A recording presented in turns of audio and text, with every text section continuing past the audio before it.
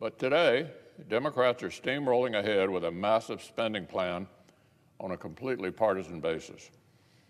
They did not receive a single House Republican vote in committee yesterday because their partisan plan is not targeted toward helping Americans reclaim their lives and their country from this invader.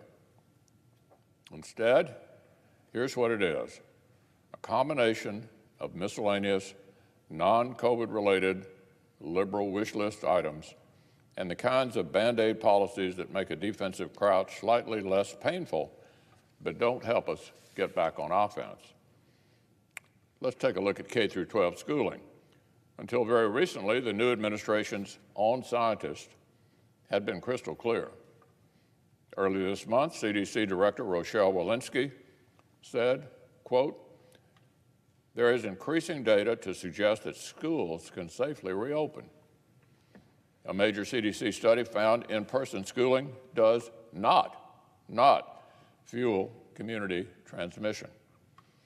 Last month, Dr. Fauci said it's less likely for a child to get infected in the school setting than if they were just in the community. But big labor special interests didn't appreciate science undercutting their political goals. The empire struck back, and the Democratic leaders who loved to claim the mantle of science ran away from the science as fast as they could. Now the CDC director admits that, quote, "the lived experiences," whatever that is, "of government employees got between the hard science and the final guidance." Gets a lot of points for candor.